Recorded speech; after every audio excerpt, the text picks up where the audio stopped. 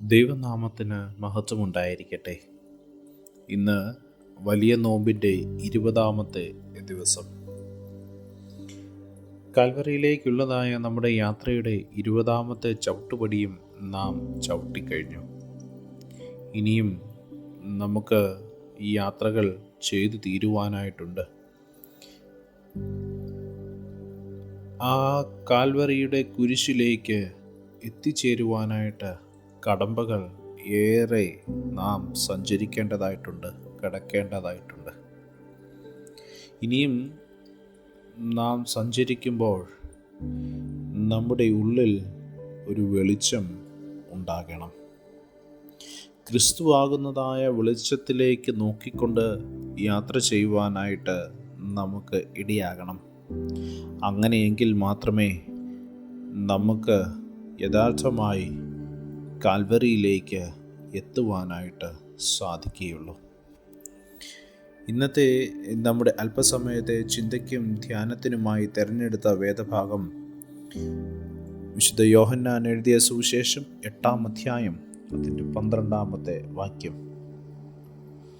ഞാൻ ലോകത്തിൻ്റെ വെളിച്ചമാകുന്നു. എന്നെ അനുഗമിക്കുന്നവൻ ഇരുളിൽ നടക്കാതെ ജീവൻ്റെ വെളിച്ചമുള്ളവനാകും. St. John chapter 8 verse 12. I am the light of the world.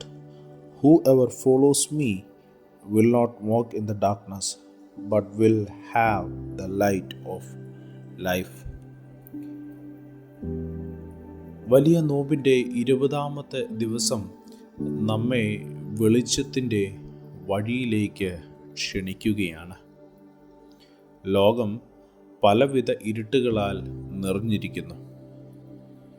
ഭയം, നിരാശ, അനീതികൾ, ആത്മീയമായ മന്ദത. ഈ ഇരുളിനിടയിൽ യേശു നമ്മോട് പറയുകയാണ്, ഞാൻ ലോകത്തിൻ്റെ വെളിച്ചമാകുന്നു. വെളിച്ചം വന്നാൽ പിന്നെ ഇരുട്ട് മാറുകയാണ്. അതുപോലെ ക്രിസ്തുവിൻ്റെ സാന്നിധ്യം ഹൃദയത്തിൽ പ്രവേശിക്കുമ്പോൾ പാപത്തിൻ്റെ ഇരുട്ടും ആശങ്കയുടെ നിഴലും മാറിപ്പോകുന്നു. വലിയ നോമ്പ് വെളിച്ചത്തിലേക്ക് നടക്കുവാനായിട്ടുള്ളതായ ഒരു സമയമാണ് പ്രിയമുള്ളവരെ.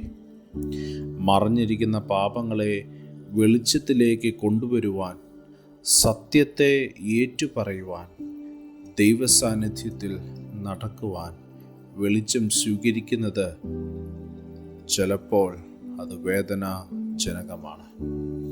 കാരണം അത് നമ്മുടെ അകത്തുള്ള യാഥാർത്ഥ്യത്തെ വെളിപ്പെടുത്തുന്നു. എന്നാൽ അതാണ് സുഖപ്പെടുത്തലിൻ്റെ തുടക്കം.